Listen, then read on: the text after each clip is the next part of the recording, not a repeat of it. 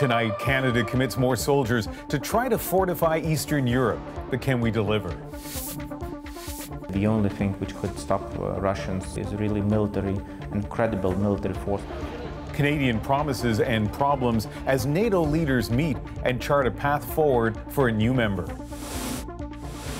Along with an increase in self-checkouts comes an increase in retail theft. We'll scan the oranges there, but we'll put the steak in the bag. Why it still won't mean a return to cashiers. And one, boom, two, and a line drive. 3 Canadian brothers now drafted by the big leagues. This is my moment, and I'm going to take full advantage of it. So what's behind this family of heavy hitters?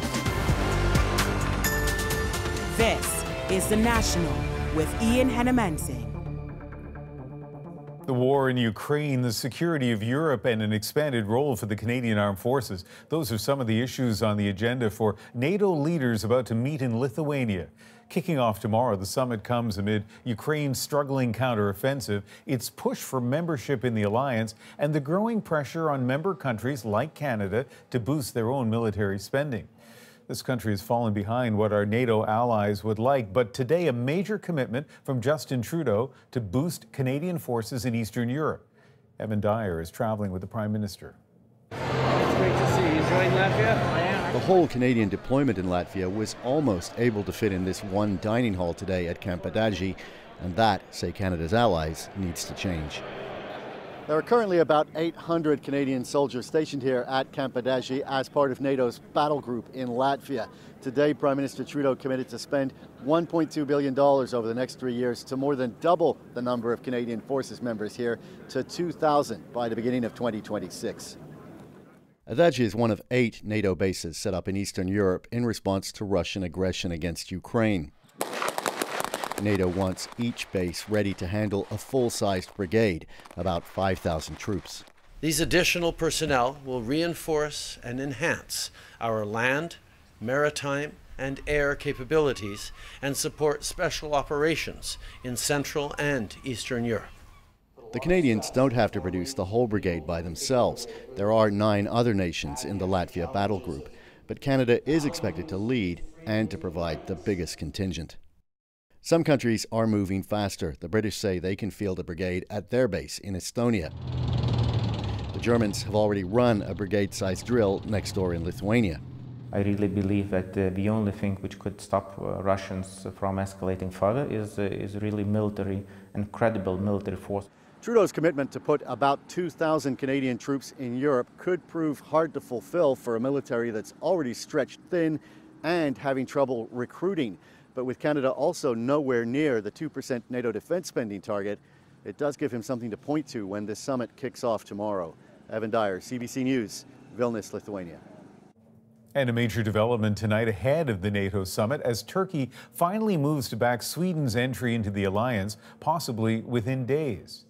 This is an historic day because we have a clear commitment by Turkey to submit the ratification documents to the Grand National Assembly, and the President has made it clear that it will happen as soon as possible. After Turkey's parliament signs off, Sweden's entry should come shortly after. Turkey had blocked the bid for a year over security concerns, accusing Sweden of harboring Kurdish terrorists. But the NATO chief, Jens Stoltenberg, now says the two sides are working together to address those concerns. Stoltenberg also said he expects Hungary, the other member country opposed Sweden's membership, to sign on soon. A surprising announcement from the Kremlin today that just days after Yevgeny Prigozhin led an armed rebellion widely seen as a direct challenge to the Putin regime, we're being told they sat down and basically talked it out. And that has many wondering just what's going on. Here's Paul Hunter. Word now that these two got together for a secret meeting late last month only deepens the mystery around Russian President Vladimir Putin and the head of the mercenary Wagner group, Yevgeny Prigozhin. Действительно, президент имел такую встречу. It is true they did have this meeting, says Kremlin spokesman Dmitry Peskov. It took place in the Kremlin June 29th. It lasted for almost 3 hours. If True, it's remarkable timing, having happened just 5 days after Prigozhin had led that apparent uprising against Putin, the most significant threat Putin had ever faced against his leadership. It brought humiliation and signaled weakness. Said Putin at the time, "What we are facing is treason." Now, says the Kremlin, while offering no evidence, not only did the two meet and talk soon after, peacefully, but Putin listened and offered the Wagner Group options for further employment and further military service. Adding to the mystery, this freshly released video of Russian military commander Valery Gerasimov, seen here for the first time since the uprising, which Prigozhin later suggested had in fact been targeting Russia's military leadership. In Russia's war against Ukraine, the Wagner Group has had significant success, notably as official Russian forces have stumbled. Now, says Peskov, the Wagner Group told Putin they were ready to carry on fighting for their motherland. Prigozhin himself has not commented, nor has Putin directly. All of it a head shaker. Who to believe? What is really going on? Where does any of this go from here? Paul, so many questions. What can we conclude? Ian, it's as if Putin himself isn't sure where this is going or what to do about Prigozhin, or for that matter, Gerasimov. I mean, there's maybe a kind of keep your friends close but your enemies closer aspect with Prigozhin, but what must the Russian military think of that? For Putin to have made friendly with him 5 days after that uprising, and yet, as well, now publishing that video of Gerasimov as if to say he's still a player. Like I say, the whole thing is a head shaker, Ian, and a high-stakes one. Paul Hunter reporting from Washington. Raw emotion greeted Canada's premiers as they gathered in Winnipeg. Indigenous people expressing their anger over the remains of murdered women being left in a local landfill. Ashley Burke shows us what that led to. Families of missing and murdered Indigenous women and girls refuse to be ignored. And I'm going to continue playing my drum and singing for my beautiful niece, Tanya Jane Pinak. She don't belong in a dump. They took their message directly to premiers to get on their agenda. We're not trash! Calling for landfills to be searched for the remains of their loved ones, like Cambria Harris's mother. Search the damn landfills.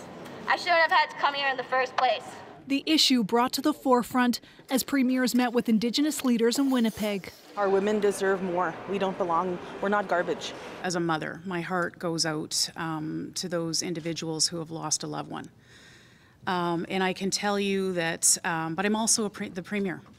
And we have to make what is very, very difficult decisions. Manitoba's premier seemed to be moved, but was unswayed. We cannot ignore the complexity of the issue and the objective viability of other considerations, things like toxic and hazardous waste that are in the landfill. Missing and murdered Indigenous women, just one issue raised with premiers Monday, ahead of 2 more days of meetings for provincial and territorial leaders, where affordability and new clean fuel regulations are top of the agenda. Atlantic Canada has been disproportionately impacted by these regulations. We don't think that's fair as a province, PEI, and as a region. As for affordable housing, it's the #1 issue for us. Housing has been a core issue for many decades in the north. Healthcare is always an issue at these meetings, but after the federal government put $46 billion in new funding on the table earlier this year, it will now be up to premiers to figure out how to use that money in a coordinated way to address staggering wait times and a shortage of workers. Ashley Burke, CBC News, Winnipeg. To Toronto now, where police are trying to determine who's behind yet another shooting. It's one of several recent attacks in the city, all in very public places. Katie Nicholson now on this latest incident and the growing calls for action. Pauline Chu's sister was worried about her being downtown after a drive-by shooting sent 2 people to hospital. And so I just thought I'd take a picture and say, I'm here, but I'm good. A morning attack that police say may have been a case of stunt driving-related road rage, the latest in a spate of violence to shake the city. On Friday, a woman was killed by a stray bullet, caught in the crossfire as she was out for lunch. On Thursday, a stabbing caught on video on a crowded subway train made headlines in the U.S. and the U.K. It's not the Toronto I felt like I grew up in. Yeah, like right over there. I literally turned the corner and I saw the officer standing like literally right there. Yeah. He had a handgun in a bag. Sean Flood saw police recover a gun from the latest shooting. He says he moved out of the city last year because it didn't feel safe. I want to get as far away from her as I possibly can. From Toronto? Absolutely. Like, it used to be a fun place to work and play, not anymore. Crimes like assault, theft, and break and enter have all increased in Toronto compared to the same period last year.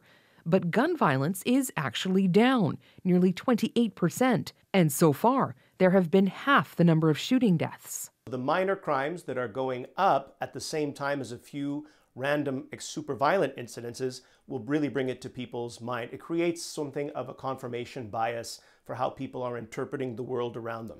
Toronto may not be quite as dangerous as it feels, but restoring Torontonians' perception of safety after this wave of violence falls now on its new mayor-elect. One death is one death too many. Whether it's in the hands of intimate partners or by a stray bullet or by a knife. And different types of crimes, she says, will require different kinds of solutions. And Katie Nicholson's at the site of that fatal shooting last Friday. Katie, people are searching for solutions. Yeah, people I talked to today, some saying what they want to see is the streets flooded with police, others saying what they want to see is more investment in social services to get to the roots of crime. The mayor-elect says they're both right. This isn't a one-size-fits-all kind of a solution, but in this neighborhood right now, not so much looking at solutions, but really feeling the grief at this makeshift memorial here next to me, put up to remember the victim of Friday's shooting. Thanks, Katie.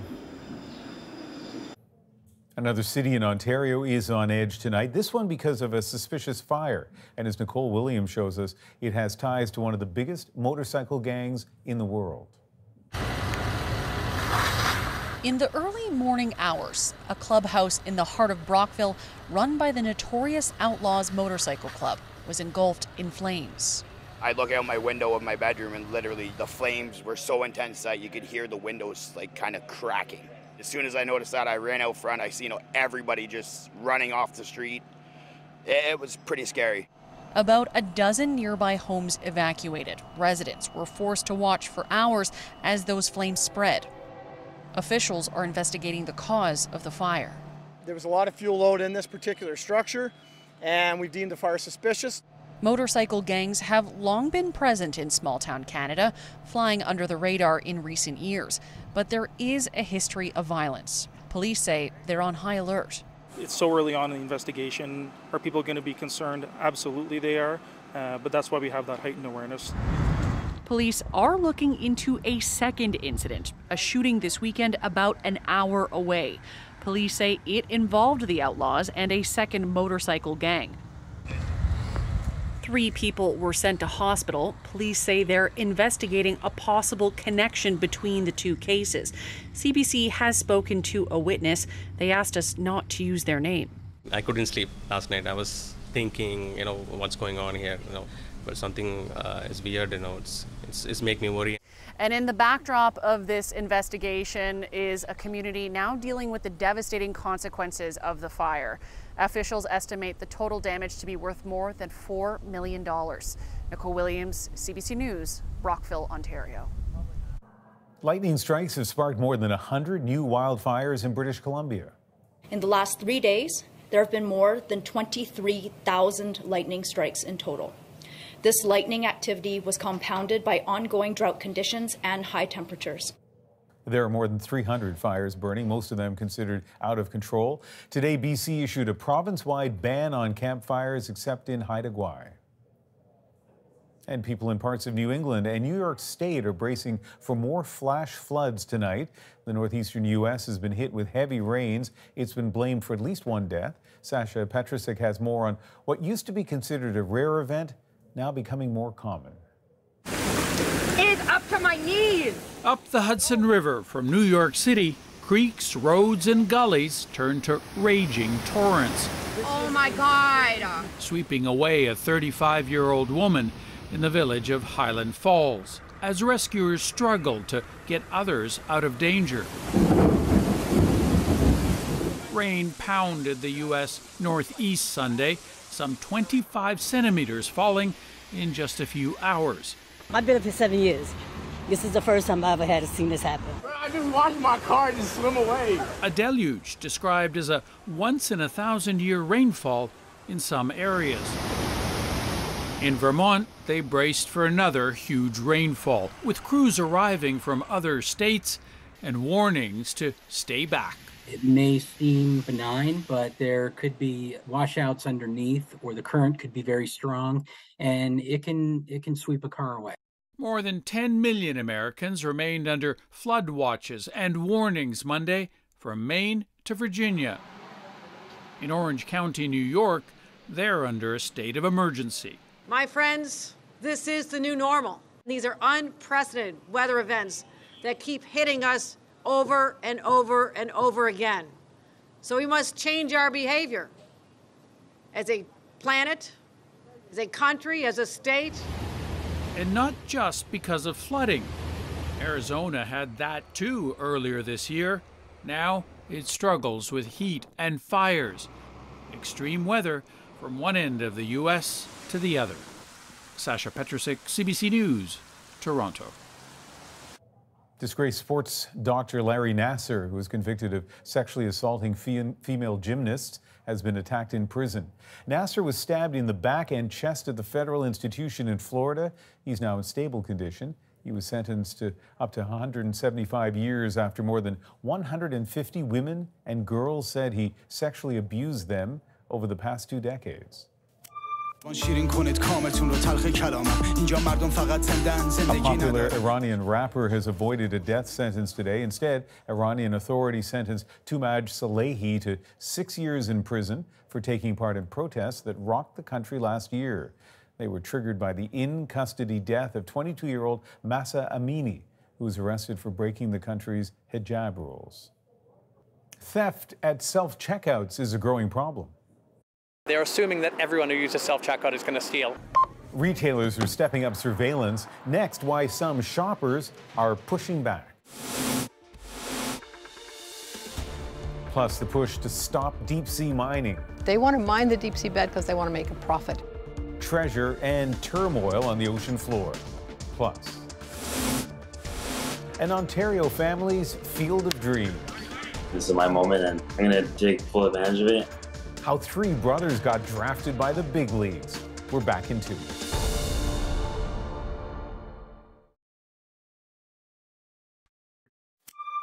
I just wanna have fun tonight. Put me under the flashing light. Madonna's celebration tour won't be coming to Canada this summer. The superstar was supposed to play Vancouver this coming Saturday, then Toronto and Montreal, but she said today she's putting her health first after a bacterial infection put her in intensive care last month. She hopes the tour will resume in Europe in October. Those Canadian dates will be rescheduled for next year. And Canada's 2 biggest newspaper groups say they have ended talks aimed at a possible merger. Post Media owns the National Post and prominent city dailies. North Star Capital owns the Toronto Star and other daily and community publications. Both companies mentioned regulatory uncertainty as one reason no deal was reached. With prices rising in Canada, shoplifting has gone up too. Theft at self-checkout stations is a problem for many stores. And as Sophia Harris tells us, the way those stores are responding has some customers upset. Brian Simpson found a recent trip to Canadian Tire unsettling. After paying for his items at self-checkout, he says a security guard blocked him from leaving and demanded to see his receipt. I don't like that they're painting us all with the same brush, that they're assuming that everyone who uses self-checkout is going to steal. Retailers like Canadian Tire, Walmart, and Loblaw sometimes do receipt checks, so CBC News asked them if self-checkout theft is behind it. Those retailers didn't directly address the question, so we consulted the experts. Well, these systems are laden with opportunity potentially for people to abuse them. UK criminologist Adrian Beck studies self-checkout theft. He says it's a growing problem because of the expansion of self-checkouts. You've got far more customers going through who think, hey, you know what, I can take advantage of the opportunities that these systems present for me to get something for free. Beck recently surveyed 93 retailers across the globe. They estimated that as much as 23% of their store losses were due to a combination of customer error and theft at self-checkout. This video parodies one popular trick thieves use, scanning only some of their items. So they'll scan the oranges there, but they'll put the steak in the bag. And this store investigator says he frequently catches shoppers in the act. Some of them say, oh, I forgot, or I scanned, but I just didn't realize it didn't come up. They'll always have an excuse. About 50% is theft. Beck says receipt checks are one way retailers are combating the problem. They are trying to amplify the sense of risk of being caught. But receipt checks are getting pushback from shoppers. If you're experiencing a problem with theft, maybe you need to rethink whether or not self-checkout is right for your location or your store. But Beck says self-checkouts are here to stay, as long as the savings in labor costs are higher than self-checkout losses. Sophia Harris, CBC News, Toronto. Now to a controversy in India, where some academics are accusing the government of trying to erase history. They say politically touchy topics have been removed from textbooks used by students across the country. CBC News South Asia correspondent Salima Shivji has that story.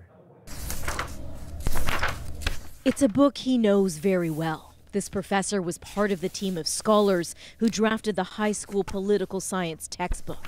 But now he wants nothing to do with it because of changes made unilaterally, he says. What should be given to our youth and young is being denied. So that's the pain. It is not about our names. It is about what could be possible. He and more than 30 other professors penned an open letter asking for their names to be removed from site after numerous chapters were deleted. The textbooks were once the source of pride for us, but are now a source of embarrassment, other colleagues wrote. It's a textbook that's been used for years in more than 20,000 schools across India and countless tutoring classes like this one. But the changes made quietly by an independent body under the Federal Education Ministry have fueled accusations of the government erasing history to further a specific ideological view. An entire section on Gujarat riots has been deleted. Now we know in the context of the present regime, what does Gujarat riot 2002 mean? The deadly communal riots that killed hundreds of Muslims are a touchy subject for the current BJP government. They happened under Indian Prime Minister Narendra Modi's watch, when he was the state's top leader. Other topics dropped are a chapter on Mughal history, when a Muslim dynasty ruled over India, and paragraphs on attempts by extreme Hindu nationalists to assassinate Mahatma Gandhi. Controversies over history being edited out of textbooks are not new in India. It's happened under different governments. This time, the group in charge of the changes defended the move, saying it's not about content. It's a way to lighten the academic load on students after the pandemic. Still the part of NCERT. This tutor thinks that's reasonable. Mughals are overrepresented in our history books, and to avoid that repetition, they have removed few chapters. It will help students because the content is reduced. That argument leaves Jain dejected, but he has no regrets over speaking out. Saying that we do feel perturbed is also, I think, a responsibility as a teacher, as a citizen. And as a parent, wanting his school-age kids to get an accurate account of a not-so-distant past. Salima Shivji, CBC News, Mumbai. The battle over deep-sea mining is intensifying, and a Canadian-registered company is among those leading the charge. What we need are base metals that we can build batteries and build the wind turbines and the solar panels so we can move away from fossil fuels. The ocean floor is rich in precious metals, and billions of dollars are on the line. Using deep-sea mining to help fight the climate crisis is like smoking to lower stress. But what is the real environmental cost? Susan Ormiston investigates. Plus. There's a new way to reduce wait times for much-needed surgeries. It does allow us to have happier patients. But doctors say surgeons are slow to get on board. The National takes you deeper into the story shaping your world. Next.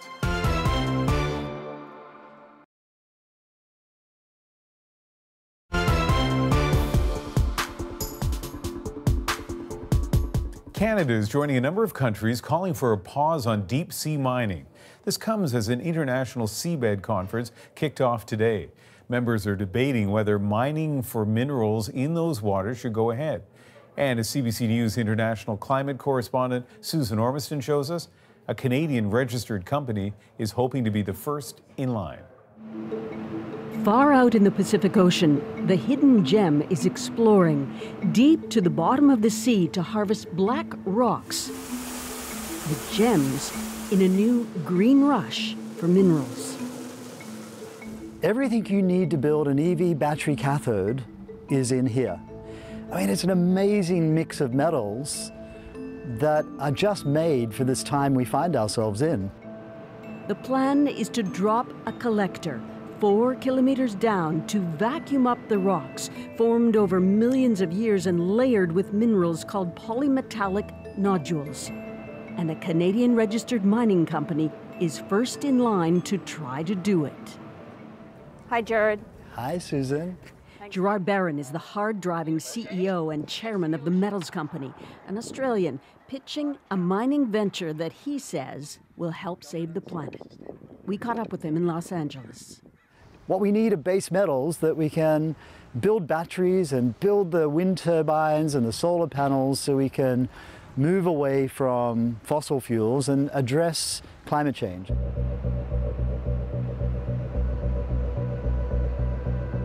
But he's heading into stormy waters.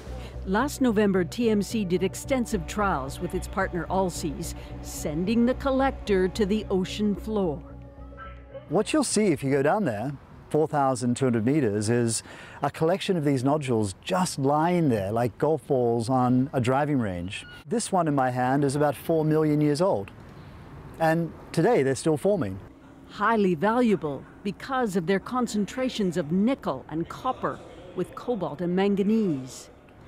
Let's get busy and think about how we turn this tremendously successful pilot into commercial production ready. And that's what we're doing now. But here's the battle. There's no commercial mining permitted yet in the area called the Clarion-Clipperton Zone, or CCZ. Lying roughly between Mexico and Hawaii and covering 4.5 million square kilometers. Multiple countries and companies hold exploration licenses across the zone, except for the protected areas in yellow. The International Seabed Authority, which regulates international waters, is trying to write a mining code regulations to be endorsed by its members, including Canada. But a rule triggered this July means approvals are potentially closer than ever, and TMC, with sponsor countries Nauru and Tonga, is preparing. So how much mining are you proposing? We know that on those two blocks we have around 1.6 billion tons of these very same rocks. Billion tons. On just your two areas? That's right. It's enough to electrify the entire North American light passenger fleet. Meaning nearly every car in America. That's the sell. But deep-sea mining is facing broad opposition. We're here to deliver this message to your company, which is set to cause huge and irreversible harm. With negotiations heating up this July, critics are lining up. Over 700 marine scientists and policy experts signed a letter saying we strongly recommend the exploitation of mineral resources be paused. Europe's Science Advisory Council echoed the warning. We should pause to reflect instead of rushing to an early decision that will later be regretted. You have said that the debate over deep-sea mining is over. It's done. Those are fighting words to your critics.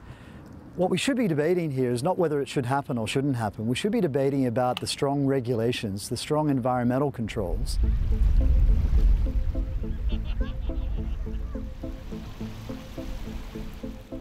me, using deep sea mining to help fight the climate crisis is like smoking to lower stress. Diva Amon has gone deep in the CCZ zone as a marine researcher. She signed the scientist's letter.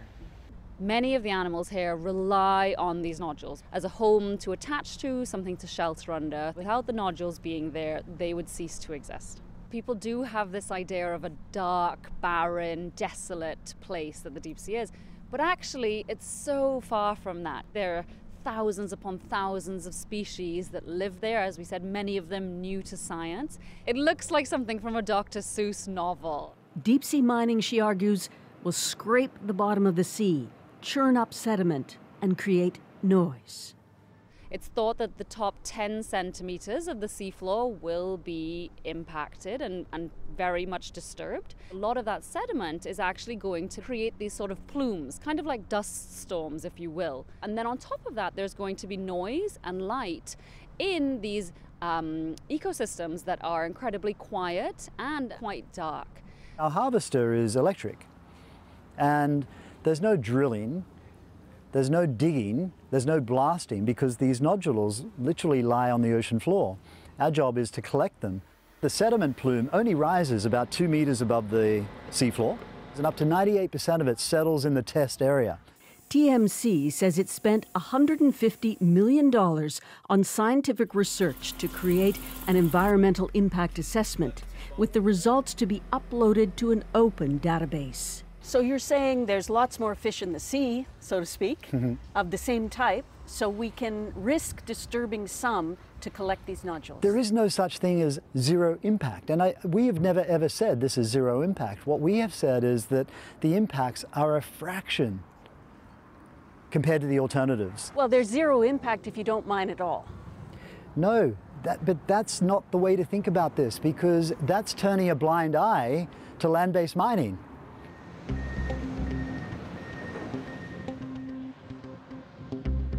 Demand for minerals is exploding. Indonesia supplies more than half the nickel globally, and to grow, it's bulldozing more rainforests, home to a rich biodiversity. By 2030, you can expect that every other car you see, every third car on the road will easily be an electrified car. Josipa Petrunic is a transport consultant in Toronto. We're talking about millions and millions of cars in the next few years and decades. To meet decarbonization, the world will still need 19 times more nickel than it does today. The end result is mining is dirty. Like, there's no pretty picture to mining, whether it's under the water or it's above ground. And our question to ourselves as Canadians or internationally is, how much destruction are we willing to accept in the interest of decarbonizing?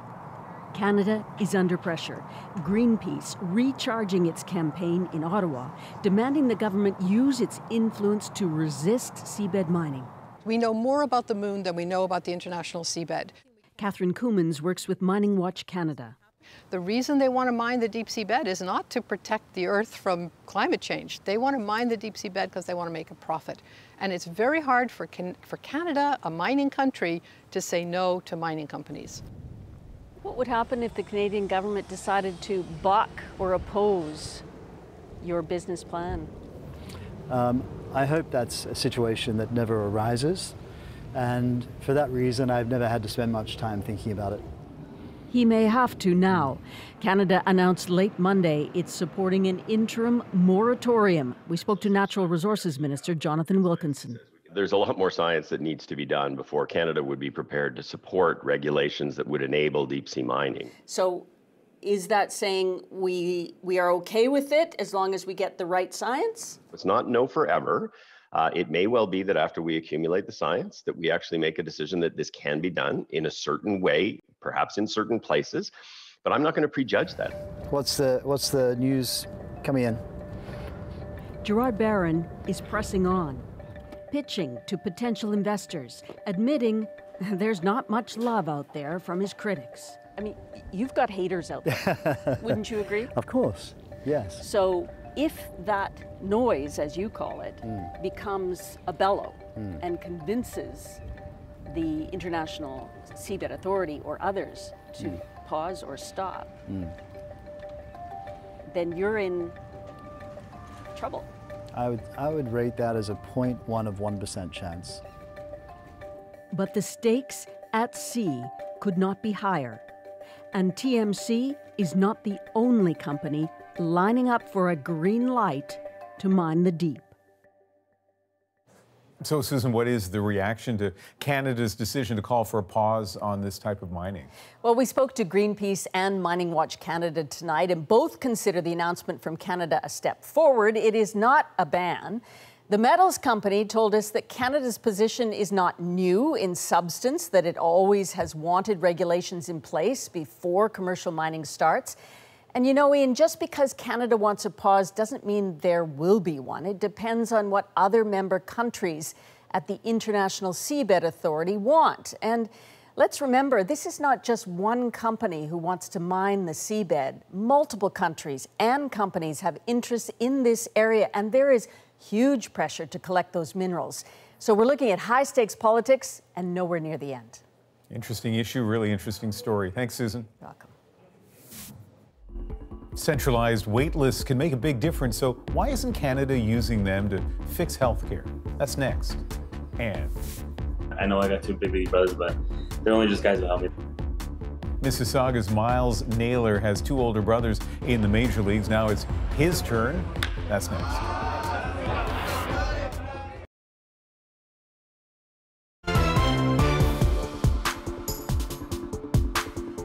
It's no secret many Canadians are waiting far too long for even the most basic medical procedures. One doctor in Ontario has a possible solution, and it is yielding results. Instead of referring patients to overbooked specialists, he's putting them on a centralized wait list to see the next available doctor. Earlier this year, Christine Burak looked at an idea that's showing great promise. A single central line that sends people to the next available spot. You'd think this is how it works for patients waiting for a surgery, but it's not. In reality, there isn't one lineup or even wait list for a surgeon near you. What we really have are hundreds or thousands of surgeons operating their own private businesses, managing their own wait lists of patients, and patients don't know who has the shortest wait list. Referring doctors don't know who has the shortest wait list. Dr. David Urbach says it creates inequity, as some patients end up waiting much longer than others. How's it feeling for you? Not bad. Not bad? Okay. During surgery, you'll feel cold water and some bright lights. Ian Whitehead is not in a private for-profit clinic. He's in a hospital for cataract surgery. I'm really happy to be where I am today, and I'm getting it done so quick. He's here quicker than expected because of a program launched 2 years ago. 16 cataract surgeons, including ophthalmologist Toby Chan, agreed to take part. The system now sends patients like Whitehead to the next available surgeon in Waterloo, Wellington, Ontario. With the e-referral system, which is centralized, it manages all the surgeons' waitlists in the area. I think overall it does allow us to have happier patients. So what are we looking at here? Yeah, so this is an online directory that has real-time wait times. Each individual doctor has their wait time listed here. If you look at this, there's Dr. Mohammed Al-Arakia is a family doctor in Waterloo, Wellington. 4 to 6 months. Tired of blindly referring his patients to busy specialists, he began working on this centralized e-referral system in 2016. The eHealth Center is a nonprofit that's now working with over 7,000 clinicians who've sent over 1 million e-referrals, mainly in Ontario, and the data is eye-opening. So I see here that the wait time is 4 months for cataract surgery, so that's the average wait time? That is the average wait. In this region? In this region. For other surgeons, it's nearly 10 months. So any clinician, any patient can go online today and see the real-time wait time for different specialists. It would pop up the standard form.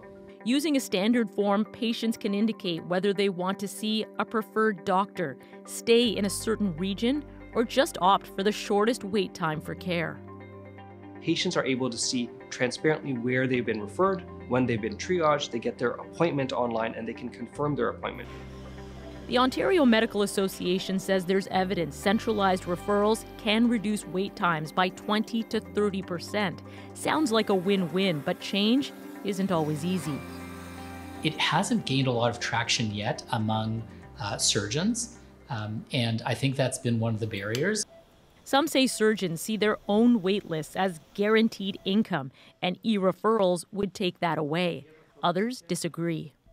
The opinion that a wait list was somehow a point of pride for a surgeon is really a bit of an antiquated notion. Dr. Sean Cleary is president of the Canadian Association of General Surgeons. He says surgeons want what's best for their patients, but they need help adopting new systems. The hospitals and the government need to be part of this solution because these centralized programs require infrastructure and they require support and they require a basics of understanding. Went very well. Whitehead will be back for surgery on his other eye. It may not be with Dr. Chan, but it will be through the e-referral system. I think for procedures that have really long wait lists, this is definitely one of the solutions that should be looked into.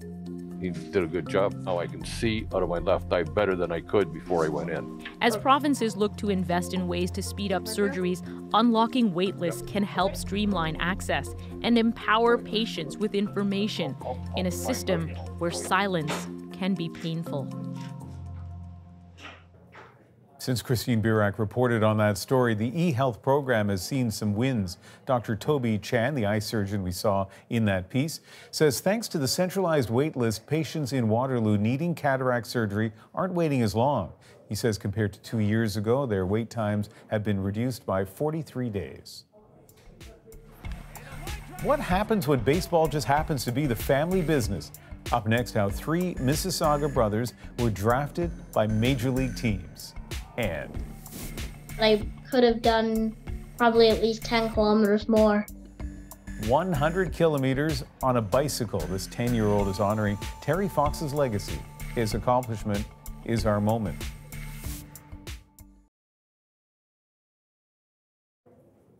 To be drafted by a major league team is amazing enough, but for 3 brothers to achieve that feat, well, that's exactly what's happened to the Nailers from Mississauga, Ontario. 18-year-old Miles was just drafted, and he follows the footsteps of his 2 older brothers. Thomas Dagla shows us what's driving their success.